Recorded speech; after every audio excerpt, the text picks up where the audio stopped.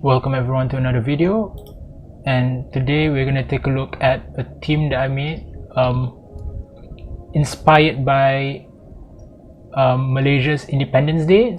So if you guys haven't known yet, I am from Malaysia and today is our 64th Independence Day. Yeah, so I came out with this theme, and because this is early in the season, and I thought, you know what, might as well.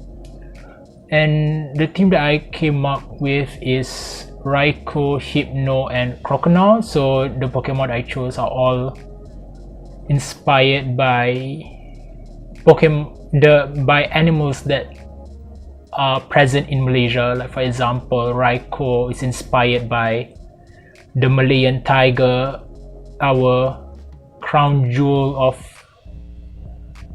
animals here. We are very proud of it. And then Hypno is inspired by Malayan tapir. So actually the drowsy is the one that resembles tapir the most, but then again using drowsy for Great League is not viable for me, so I'm just gonna use the next best alternative, which is the evolution of drowsy, which is Hypno. And then the last but not least, Croconaw, right? Since and it's inspired by a saltwater crocodile that you can find in the Borneo states of Sarawak and Sabah. And the reason why I use Croconaw instead of like other crocodile inspired Pokemon like Crocodile is because since we are already using Raikou, I thought that maybe we should just go full spice, right? Why not? The only, I would say, meta Pokemon here would be Hypno, and even that is not that widely used. So yeah, let's talk about the battles that we have here. And here we have, I think it's a Karate Chop Primate. So yeah, Karate Chop is if I'm not mistaken, a legacy move for Primate, and you can Elite TM it. So here I tried to go for a double wild charge, but I are able to sneak in another Karate Chop, which is very unfortunate. So we'll not be able to get to that second wild charge. So since it is Primate, there's a fighting type, we can come here with Hypno and just try and farm it down. But they had residual energy, so they were going to throw a nice sledge here. If I'm not mistaken, they got a double off, so we have to, oh no, they don't get a double off, sorry. So yeah, we managed to farm it down. So we're waiting for the next one to come back in. It's a Jinx. Yeah, in the early rounds you find a lot of spicy Pokemon, very rare. I mean, I respect the spice, but then again, certain mons are just really not that viable even in Great League. And here we managed to land a Shadow Ball, KO the Jinx, and then they come in here with a Magmortar. So yeah, we have a Croconaw at the back, so we can just save the last shield for Croconaw to water gun down the Magmortar here. Magmortar is also a, oh no, it's not a Karate Chop, so it's a Ember Magmortar, I believe. So yeah, so safely shield here, because just in case if Magmortar had residual energy for Thunderbolt, I did not actually count the moves on that one. So because they had a community day with the week after, I believe, of Electivire, they had access to Thunderbolt, and we didn't want that to hit us and KO and lose that game. And then here we have another spicy Pokemon, Girafarig, a psychic normal type. So throwing a Shadow Ball would not do, so we had to build up to a double wild charge and throw both back to back. This would of course either take them out and we have another wild charge for next mon, or we get both shields, in which case here we do get it. And yeah, it's a bit unfortunate that the opponent decided after this confusion that he wanted to throw the move. I think it would have been better served keeping that move for our next Pokemon. And here we encountered a bit of lag So I think after this match I took like a 2-minute break to cool down my phone a bit before I continue on with my sets. And then I just come in here with Hypno, and to farm it down, the most that they can do is Thunderbolt my Hypno, which the Hypno can just tank. And then here they brought in another spicy Pokemon, Aggron, and yeah, you see here a lot of lag. What is new about lag in Pokemon in Go Battle League? I mean, it's everywhere, especially early in the season when everyone is just trying to climb as fast as possible. So here we brought in the Croconaw to try to farm down the Aggron, but yet we are forced to use our shield to shield that thunder from Aggron, because Aggron usually runs Stone Edge and Thunder with Smackdown. And yeah, we managed to win that game. And then in the next match, another positive lead against Kingler. So yeah, in this team, my safe swap is usually Croconaw, because Croconaw has the Ice Punch for the possible dragon types that might safe swap in, or possibly even the grass type that might come in. So yeah, after that, if the grass type comes in, usually it is a grass and poison type, so we can farm down with Hypno and have loads of energy for the end game. But if it is a flyer, then we can just come in with Raikou. And here we have a Scyther. So my opponent here tries to farm down, but trying to farm down means they have to burn up their shields right here. But yeah, I mean, it's a good move to farm down, but then again, if using Fury Cutter is not as ideal, because Fury Cutter is more of energy generation and most probably already had 100 energy by then. And they throw a charge move here, and they didn't throw another one, which is interesting, because if they had thrown Night Slash there, they definitely had more energy stored. I think they would have gotten at least another Night Slash through. But then again, their last one was Kingler, and we managed to just kill it off with Raikou. So yeah, GG's to that opponent. This team is very fun. I like it very much, especially because it's, you know, it's Independence Day inspired. And at this early rank, somehow I get really awesome leads. Like here we got Swallow. Of course, Brave Bird still hurts because Raikou is not the tankiest of Pokemons in the Great League. I think I built this because I wanted to try it for Continentals. Continentals for Sylph, but didn't manage to use it. So here it is, making its debut for me. I've only tried it in practice matches, so I'm not exactly sure how it performed here against the general meta. But here against the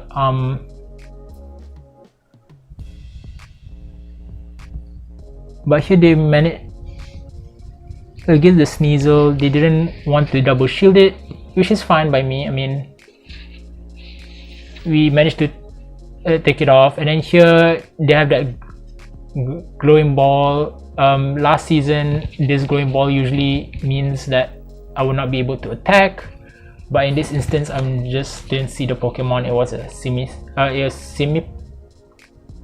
Simisage, I believe. No, it's not Simisage. Yeah, I wasn't sure. Yeah, it's Simisage is a fire type brother, I think. Yeah.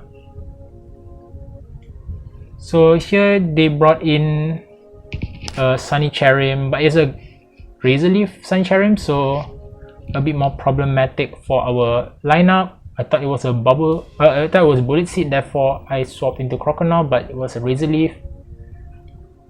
So yeah, here we had to let it go. Here's where the mistake happened, because later on, I would not have enough energy for, I would not have enough health for Hypno to take out the back line,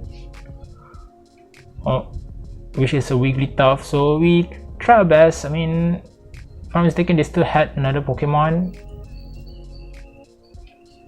that still hasn't died, so we are trying our best here. They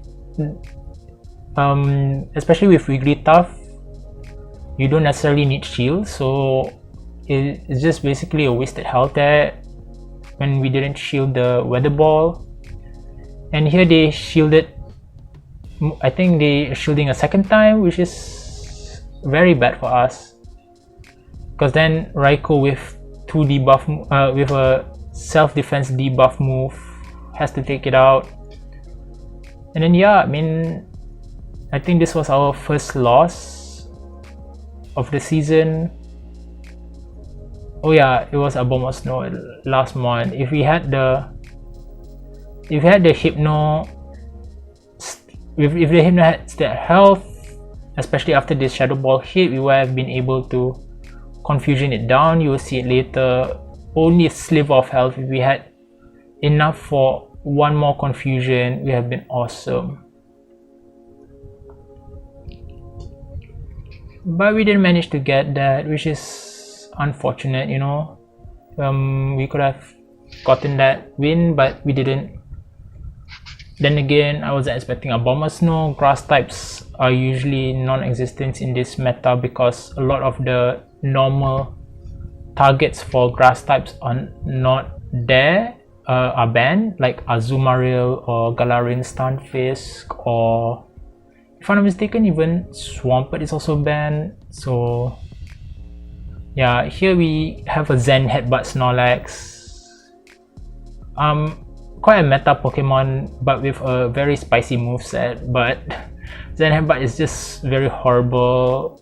Definitely stick with Lick on Zen Headbutt. Of course, you can be funny with it and try to win and try to hit the fighting types for super effective, but then again, you basically lose any charge move pressure that you might be able to give, because Lick generates more energy than Zen Headbutt. Zen Headbutt is just a horrible move. I wouldn't recommend it anyways.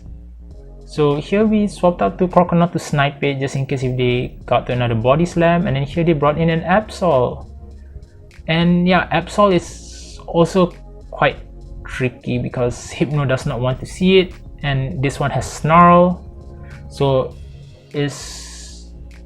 hopefully, so we want to make sure that it stays away from Hypno, you know. I mean, a dark type definitely wins against a psychic type here, and they didn't shield it at all, which is quite surprising because they could have easily won one switch there. And yeah, here they lagged. Sorry to my opponent here, but then again, sometimes it happens to you, sometimes it happens to other people, and unfortunately you just have to take advantage of it, because when it happens to you, people don't care as well about what happens to your match. So yeah,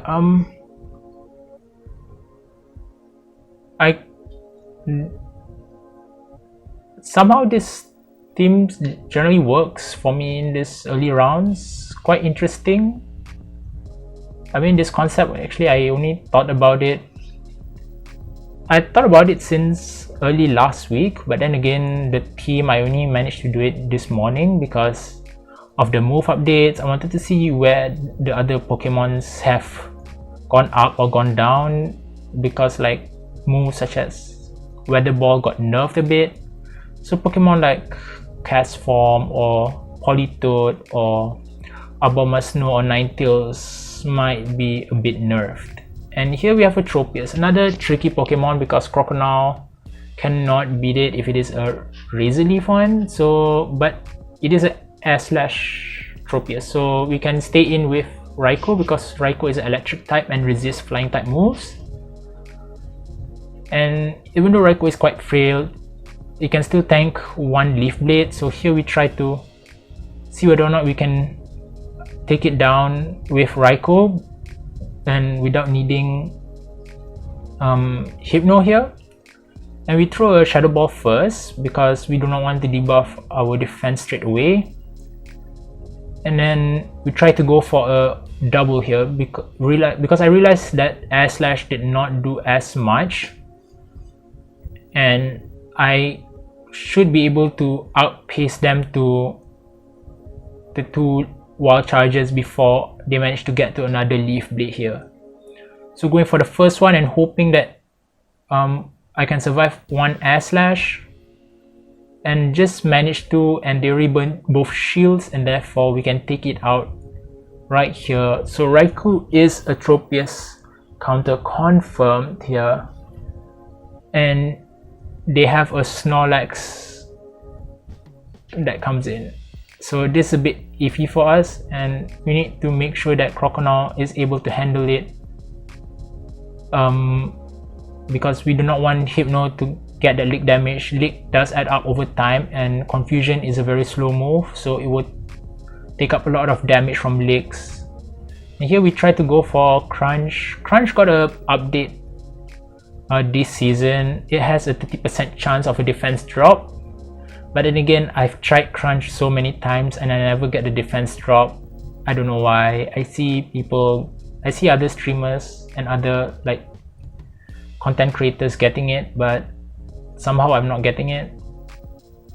I guess it's just not my luck today. But here I managed to kill the Snorlax, but then again my opponent this time also lags, which is unfortunate. But then again, even if they don't lag, their last one was Toxicroak and Hypno can just farm it down. They wouldn't be able to do anything anyways because we had 1 more shield. And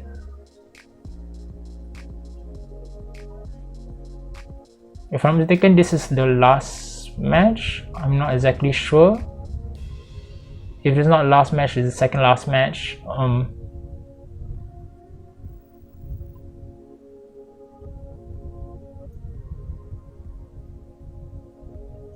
Yeah, they should. I mean, it's understandable, but I think here's where I made a mistake. I should have stayed in with Raikou, maybe get both shields. That would have been really nice. Then I can bring in Hypno to farm it down, because here they have Victory Bell and Croconaw is just gonna be eaten alive here. Nothing that it can do. So yeah, I mean, you just have to let it go. And then we have to bring in Hypno to farm it down, and I'm sure they had something at the back to counter Confusion users.